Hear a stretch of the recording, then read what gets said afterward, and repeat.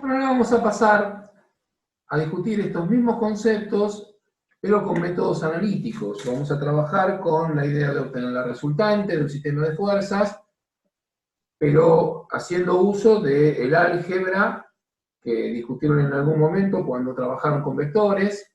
Vamos a hacer un repaso, de hecho al principio de la materia ya habíamos hecho un repaso de ese tipo, ahora vamos a profundizarlo un poco más y lo vamos a aplicar al caso concreto en donde ese aparato matemático se aplique a un concepto físico diferente del que veníamos tratando, que son las fuerzas. Ya lo habíamos hecho antes cuando trabajamos en cinemática con problemas de posición o de velocidades o de aceleraciones, que lo supusimos como justamente vectores, y lo son. Bueno, ahora vamos a hacer lo mismo, pero con las fuerzas, y vamos a trabajar con métodos analíticos.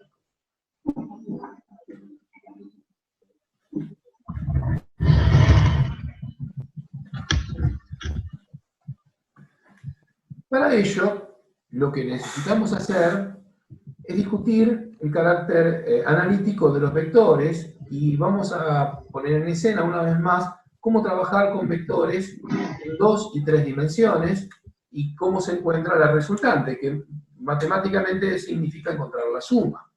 Así que entonces vamos a trabajar con esos conceptos.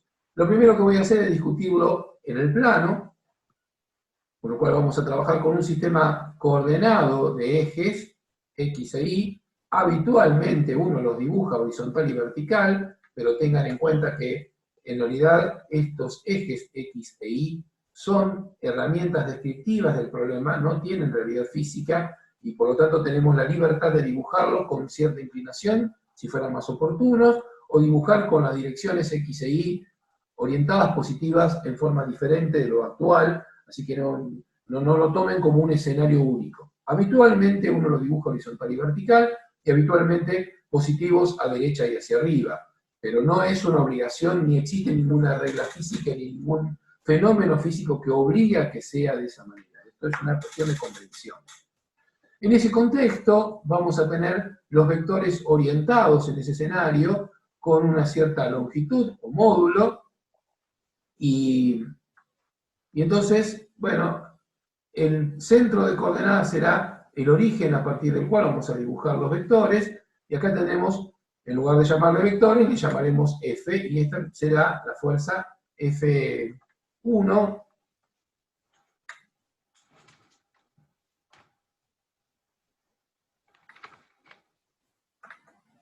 Esta será la fuerza F1, que por supuesto, como es un vector, lo voy a representar de esta manera. F1 tiene un módulo que está representado en este esquema por el largo de esta flecha en alguna escala de trabajo. Para trabajar con vectores y obtener analíticamente la resultante entre varios vectores, o varias fuerzas, mejor dicho, necesitamos descomponer esas fuerzas en las direcciones que elegimos como X e Y. En un ratito vamos a discutir por qué hace falta hacer eso. Por ahora lo voy a hacer. Descomponerlo en forma ortogonal significa físicamente,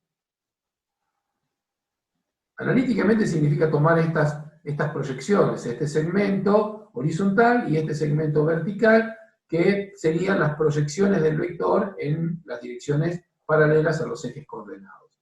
Desde el punto de vista físico hay alguna consideración importante aquí que me gustaría trasladarles, y es que hacer esa proyección significa pensar a F1 como si fuera la resultante de dos vectores, uno actuando en la dirección X y el otro actuando en la dirección Y. Fíjense que si estos fueran los vectores originales y yo busco la resultante, armaría un paralelogramo que en este caso se convertiría en un rectángulo, porque esta componente y esta son perpendiculares, y por lo tanto el ángulo que forman es 90 grados en cualquiera de sus vértices, y entonces tendría un paralelogramo, perdón, el paralelogramo sería un rectángulo, pero precisamente esta F1 funcionaría como si se tratara de la resultante de una fuerza considerada F1X y otra considerada F1Y. Así que lo que estamos haciendo no es otra cosa que el proceso inverso de obtener la resultante. En este caso, esta F1 la conocemos en dirección, sentido, inclinación, a través de un ángulo referido al eje X positivo, supongamos que este ángulo es alfa 1. Entonces, en virtud de ese ángulo y de la magnitud o de la longitud que tiene esa flecha, yo conozco a F1 con todos sus atributos, incluyendo el punto de aplicación que está en el origen. Entonces, buscar las componentes X e Y de esa fuerza es preguntarse cuáles deberían ser las fuerzas horizontal y vertical cuya resultante sea F1. Ese es el enfoque físico del proceso de descomposición que estamos proponiendo, que matemáticamente no es otra cosa que encontrar las componentes cartesianas X e Y de un vector a quien ahora le estamos llamando F1.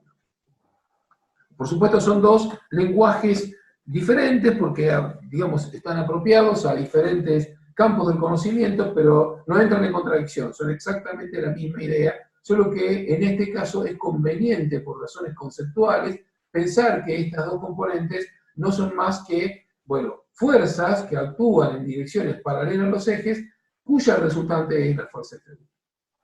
¿Cómo obtener esas resultantes? Bueno, esto ya lo han discutido en más de una ocasión, lo podemos repasar, pero claramente F1X está funcionando como cateto adyacente de un triángulo rectángulo centrado aquí, suponiendo que el ángulo alfa 1 es el ángulo de referencia, y F1Y, que es exactamente igual a este segmento que está representado acá, o sea, de acá hasta acá, también tengo F1Y. Bueno, ese segmento es el cateto opuesto. Por lo tanto, las componentes F1X va a ser el módulo de F1. Observen que acá necesito indicar que me voy a referir a la intensidad de la fuerza F1 a lo largo de este vector y no al carácter vectorial que tiene. Ese carácter me interesa porque está participando el ángulo, pero en realidad el valor numérico que voy a usar es el módulo, y eso lo voy a multiplicar por el coseno del ángulo alfa 1.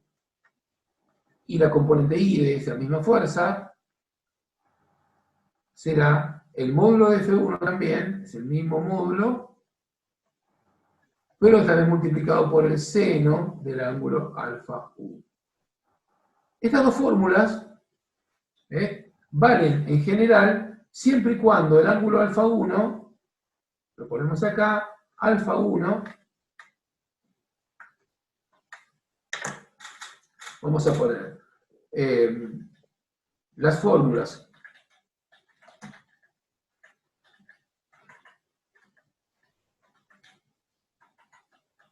son siempre ciertas o siempre útiles si se mide el ángulo respecto al semieje positivo de las X y en sentido antihorario. Tal cual lo estoy representando acá. Quiere decir que si por alguna razón, en algún problema particular, uno no cuenta con este ángulo, sino que tuviese este ángulo beta, por ejemplo, o tuviese este ángulo de acá, que por supuesto también es beta, o tuviese alguna otra referencia, porque puede pasar que en alguna aplicación el dato, la información técnica, geométrica o de construcción que uno tiene disponible no es referida al eje X horizontal y, si se quiere, positivo, sino con respecto a alguna otra referencia, bueno, tiene dos caminos.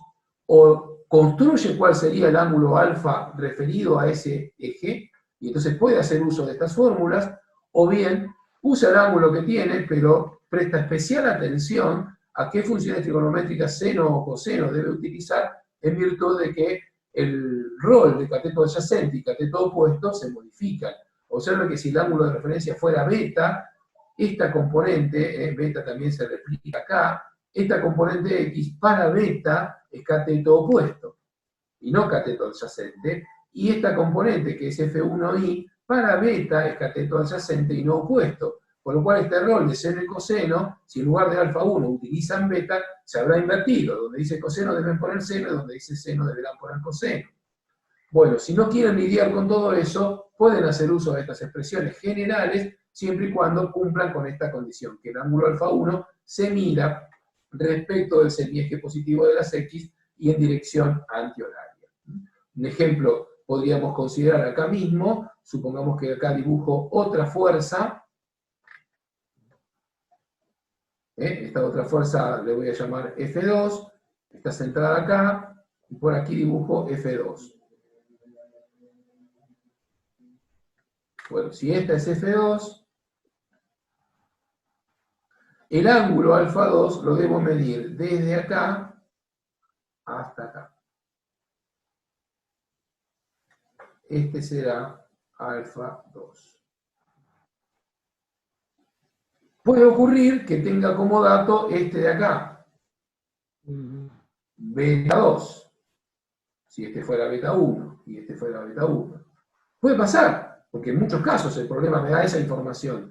Bueno, ¿qué tengo que hacer para hacer uso de estas fórmulas y encontrar F2X como módulo de F2 por coseno de alfa 2? Bueno, que alfa 2 esté medido respecto de este punto, con lo cual no puedo usar beta, sino que a beta le deberé sumar estos 90 grados que claramente se ven acá, y usar ese valor alfa 2, y en ese caso sí puedo seguir usando estas expresiones que son de validez general y universal para cualquier vector, independientemente de que observe, como pasa en este caso, que F1 se encuentra en el primer cuadrante y F2 se encuentra en el segundo cuadrante, y tal vez haya una F3 que viva en el tercer cuadrante y haya una F4 que viva en el cuarto cuadrante. Bueno, es independiente de todo eso, no importa en qué cuadrante estén las fuerzas.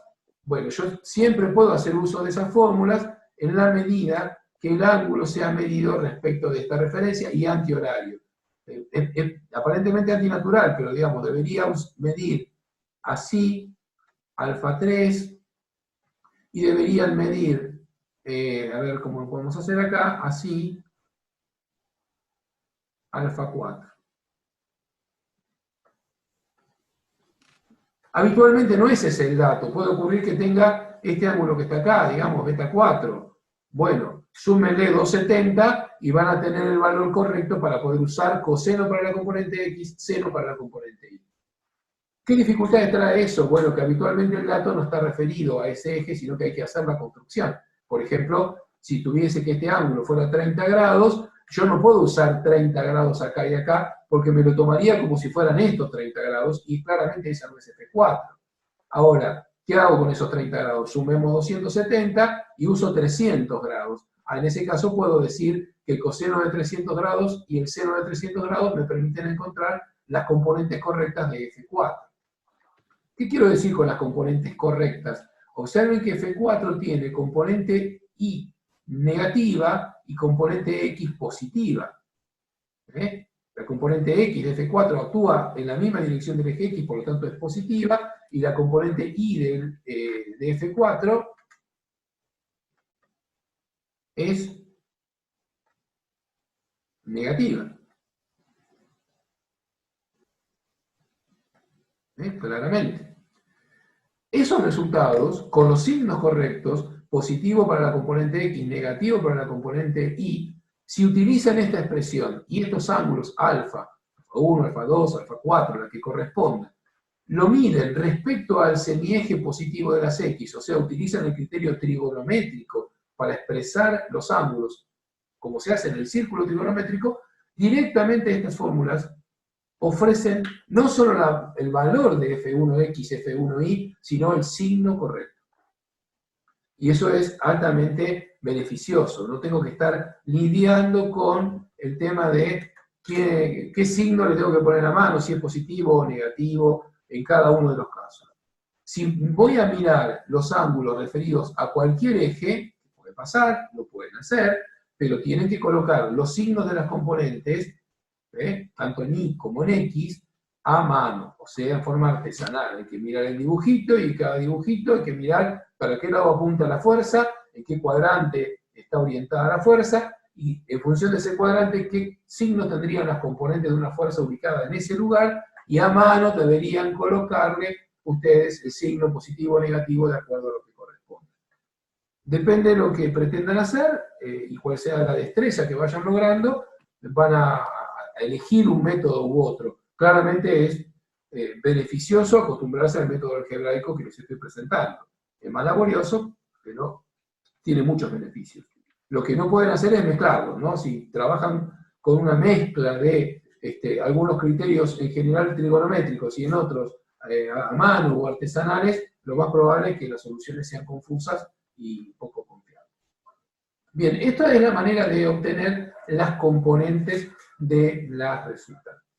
Ahora, perdón, de la resultante no, las componentes de cada una de las fuerzas. Paso seguido, esto sería el primer paso. El primer paso es hallar las componentes.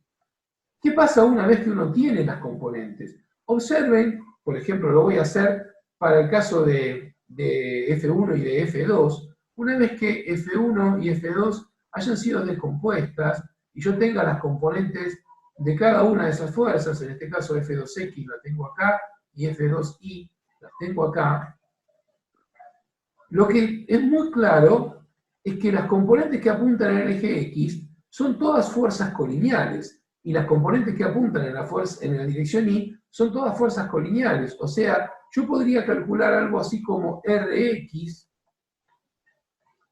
simplemente como la sumatoria de todas las fuerzas que apunten en X. O sea, sumo las componentes en X y ella sí puedo pensar en que se trata de las componentes de una resultante, no de la resultante total, pero sí por lo menos la componente X de esa resultante, por cuanto cada una de estas componentes son todas colineales. Y ahí es donde entiendo que es más beneficioso pensar las componentes como fuerzas cuya resultante es la fuerza F1, F2 o F3, más que pensarlas como componentes analíticas. Porque entonces puedo hacer uso con mucha libertad de pensar que esta Rx no es más que la resultante de todas las fuerzas que actúan en X. Y algo parecido puedo decir para la componente Y. Será la sumatoria de todas las fuerzas que actúen en la dirección Y. Entonces, con eso en mente, tengo cómo encontrar la resultante en X y la resultante en Y. Quiere decir que este problema ahora se va a reducir a considerar, lo voy a ir haciendo analítica y gráficamente, si lo hubiera hecho este proceso gráficamente, lo que habríamos encontrado sería algo así como una resultante Rx acá y una resultante Ri acá. Están totalmente fuera de escala, no le estoy respetando ningún valor numérico, pero acá yo tendría Rx calculable con esta expresión y acá tendría Ri calculable con esta expresión. ¿Qué falta para calcular R? Un proceso muy similar al que hicimos al principio, que es descomponer las fuerzas, pero ahora hacia adelante, es decir, componiendo las fuerzas. Entonces, si yo ya tengo la componente X y la componente Y de R, lo que ahora estoy buscando es cuál sería esta diagonal que está acá. Esa diagonal que está acá es la resultante R que estoy buscando. Si quisiera hacerlo gráficamente, bueno, utilizaría el método del paralelogramo, que en este sentido sería un método del rectángulo, porque obviamente todas son perpendiculares, y yo acá tendría el R. Ahora, ¿cómo lo hago analíticamente? Analíticamente es bastante claro lo que hay que hacer. Esta componente X y esta componente Y están a 90 grados, por lo tanto, forman, junto con la resultante, que no es otra cosa que la diagonal o la hipotenusa, un triángulo rectángulo. Así que con esto voy a construir el módulo de R. Recuerden que estas no son todas las resultantes, esta es la componente X de la resultante, esta es la componente Y de la resultante. Este módulo de R por Pitágoras no es otra cosa que la raíz cuadrada de Rx al cuadrado más Ri al cuadrado. O sea, la suma de las componentes al cuadrado me da la hipotenusa al cuadrado. Esto no viene más que del teorema de Pitágoras.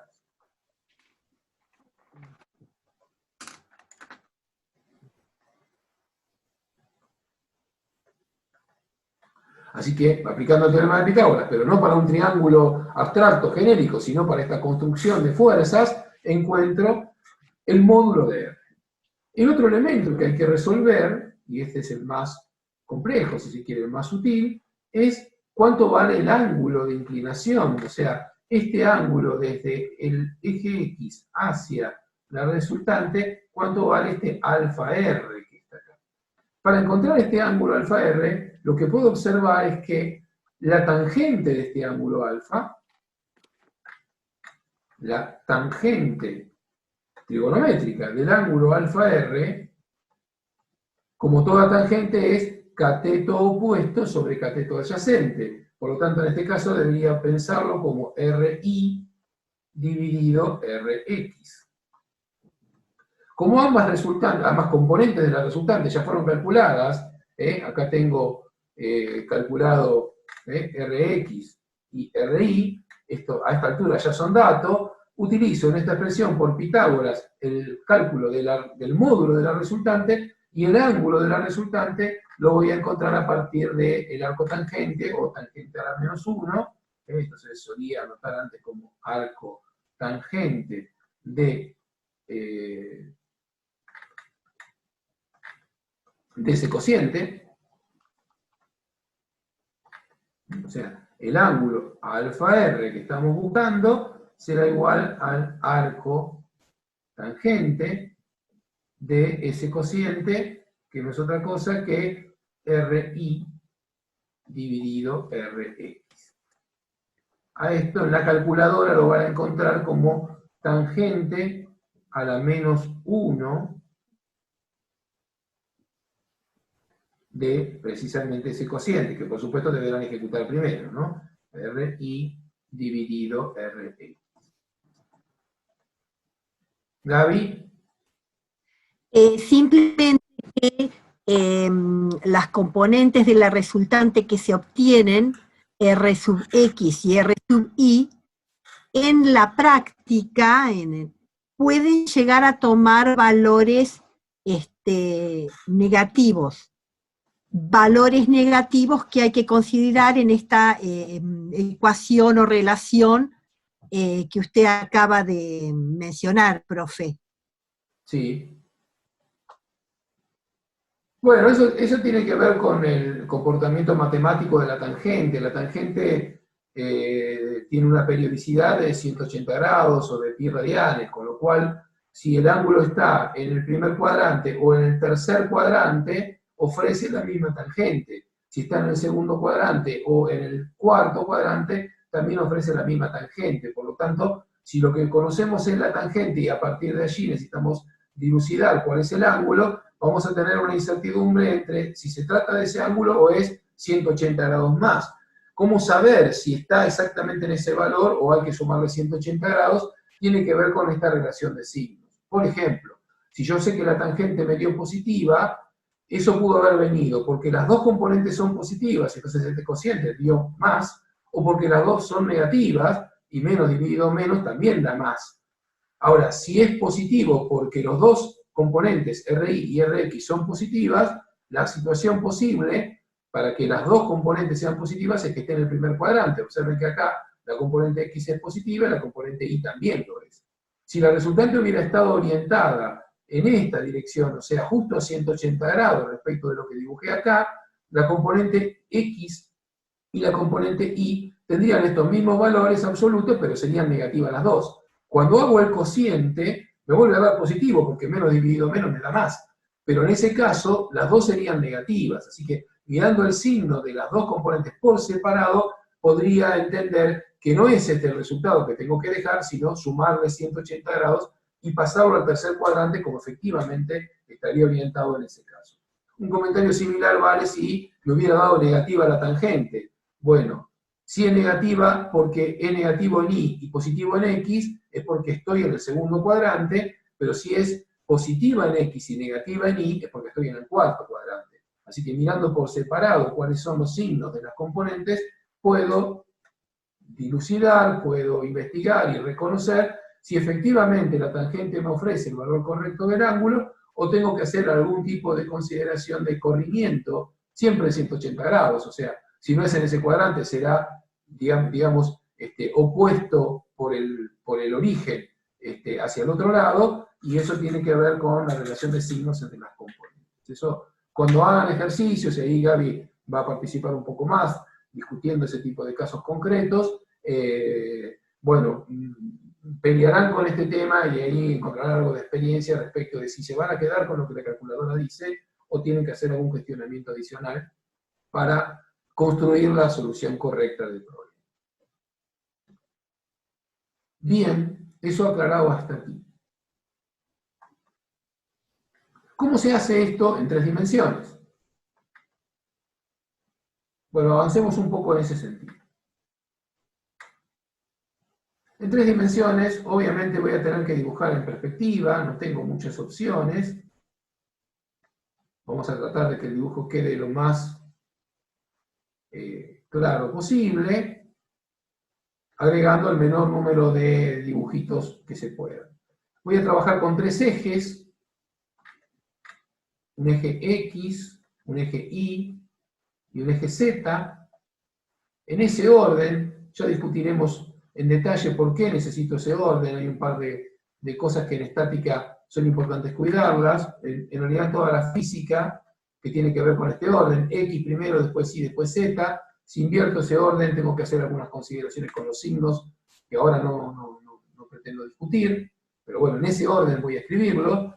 Si quieren, pueden pensar en que esto es una extensión al espacio de lo que dibujamos antes en el plano, pero la tendencia normal es pensar que este eje, que es el vertical, debiera ser el eje Y. Bueno, no se trata de eso. Se trata como si en la hoja de papel que antes estaban dibujando, el eje Y y el eje X, desde el punto de vista que antes estaban, o sea, desde la mirada de ustedes, hacia la mirada de ustedes que estaban mirando ese plano de trabajo, es hacia donde se dirige Z. O sea, Z pasa a ser la altura como saliéndose del plano de trabajo XY que teníamos antes. No es que respeta la verticalidad que teníamos antes. Bueno, en este contexto voy a dibujar la fuerza. Por supuesto va a nacer del origen común. Esa fuerza F1, y en realidad FI, cualquiera sea la fuerza que necesite, el número de fuerzas que necesite dibujar, va a ser un vector, así que lo voy a dibujar. Hasta ahí no hay ningún cambio. Las diferencias más importantes que voy a encontrar es que ahora esta fuerza F tiene componentes tanto en X como en Y como en Z, y entonces en ese sentido deberíamos trabajar con estas componentes que voy a indicarles acá.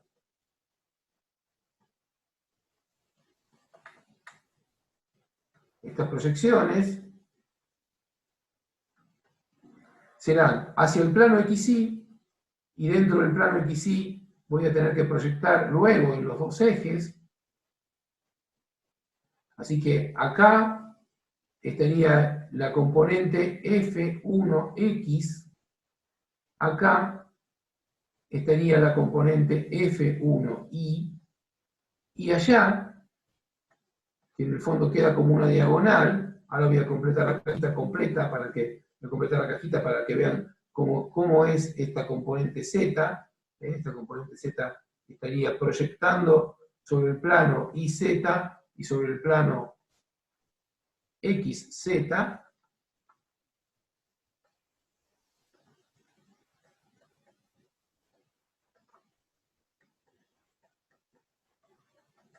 Así es como queda la proyección, y entonces tengo que entender que acá, en esta dirección, tengo lo que llamaríamos F1Z.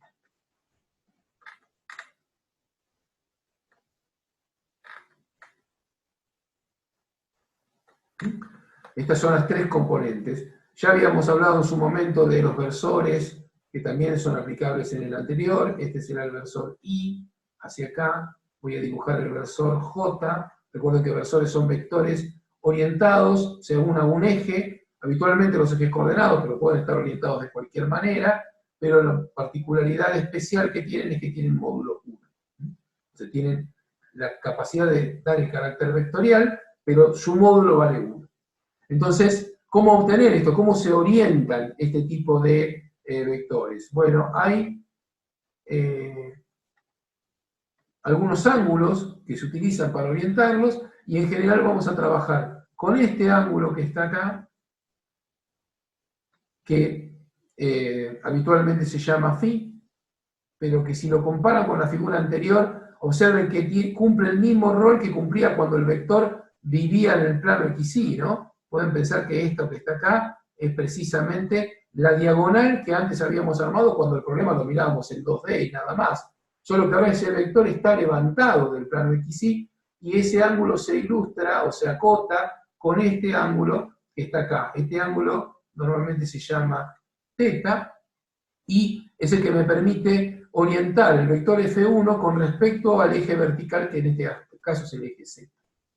Entonces, en función del módulo de F y de estos dos ángulos de orientación, cuando trabajo en 3 dimensiones necesito orientar el vector con dos ángulos, no con uno solo. En el caso del plano, dando un solo ángulo, que era respecto del eje X, ya era suficiente porque no se podía escapar de ese plano y por lo tanto, orientándolo a partir de algún eje coordenado ya sabía perfectamente bien dónde estaba orientada la fuerza. En este caso, como la fuerza está orientada en un espacio, puede tener una orientación que se salga del plano XY, entonces además de dar la orientación de este plano que forma el vector F1 con los ejes, con el eje Z, también tengo que dar qué tanto se separa del eje Z, y entonces tengo que dar este ángulo normalmente medido de esta forma. Con estas construcciones, observen que podríamos encontrar este FXY, si quieren, lo llamo de esta manera, o sea, es la componente de F1, pero la que vive en el plano XY, que no es ni en la dirección de X ni en la dirección de Y. Está en una diagonal, pero en el plano horizontal, y entonces encontrar que F1X es igual a lo que estaríamos llamando ahí como F1XY, multiplicado por el coseno de phi, pero esta al mismo tiempo es igual al módulo de F1 por, si este es el ángulo θ, esta diagonal de arriba también es FXY, fíjense que quedó la cajita y tiene dentro de esta caja que estoy dibujando acá, esta diagonal y esta diagonal son iguales, acá queda un rectángulo, que no es paralela a ningún plano coordenado, pero es un rectángulo, que también hay un ángulo recto, aunque se deforma por la perspectiva, acá hay un ángulo recto. Esta diagonal que está acá es la misma que la que está acá abajo, y funciona como cateto opuesto a θ, con lo cual esto será todo el módulo de F1, que funciona como hipotenusa, multiplicado por el seno del ángulo θ, y esto multiplicado por el coseno del ángulo phi, me estaría ofreciendo la componente X del vector F1 en un sistema coordenado tridimensional. El módulo, la componente F1i, que es esta que está acá atrás, por supuesto será la proyección de esta diagonal, pero en el plano XY, y en el plano Y, y para trabajar en Y utilizo esta que es igual, y esta funciona como cateto opuesto, o sea que esto será igual a F1 XY por seno de phi, y esto no es otra cosa que el módulo de F1 multiplicada por el seno de θ, que era la misma diagonal que antes, y esta vez por seno de phi. Así que esta formulita me permite encontrar, a partir de los ángulos de orientación que tiene el vector F1, cuánto vale la componente I. Y por último, la componente Z, F1Z, que es esta altura que está acá. Solamente me interesa saber qué pasa con esta proyección. Voy a mirar este triángulo que también es rectángulo, acá hay un ángulo recto. Tengan en cuenta que el eje Z es perpendicular al plano XY, por lo tanto, este ángulo y esta paralela al plano XY forman 90 grados. Así que, dentro de ese triángulo rectángulo, el módulo de F1 es la hipotenusa y la componente Z pasa a ser el cateto adyacente, con lo cual ahí no necesito el ángulo phi, simplemente será el módulo de F1 multiplicado por el coseno del ángulo θ. Estas fórmulas entonces son las que me permiten obtener las tres componentes x, y y z de un vector fuerza, y en general de un vector cualquiera, que esté orientado en el espacio en cualquier dirección, indicando esas orientaciones a partir de estos dos ángulos. El ángulo de referencia del plano que contiene al vector y al eje z con respecto al eje x, y el ángulo que forma el vector, o la fuerza en este caso en particular, con respecto al eje z. Estos dos ángulos orientadores o directores son ángulos clásicos empleados en toda la teoría de vectores tridimensionales, y son los que participan para encontrar las proyecciones. Si quiero hacer uso de la expresión analítica en términos de bases o en forma de ternas, a esto lo puedo escribir como F1x, F1y, F1z, o bien, usando la base canónica, F1x en y más F1y en j más F1z en k. En donde estas ya son componentes, no llevan la flechita de vector. El único que lleva flechita de vector es el mismo F1, que estoy representando una cantidad vectorial llamada fuerza, bueno, con subíndice 1, y que efectivamente me va a dar, una magnitud vectorial. Tiene dirección, sentido, componentes, todo lo que un vector tiene. Estas ya no. Estas pueden ser positivas o negativas, porque pueden estar orientadas a favor del eje o en contra del eje, pero no tienen carácter vectorial. Estos son componentes, no son vectores. Bueno, hasta aquí la clase de hoy. No sé si hay alguna consulta, pregunta. Estamos a punto de interrumpir ya la clase, pero tal vez tengan alguna consulta.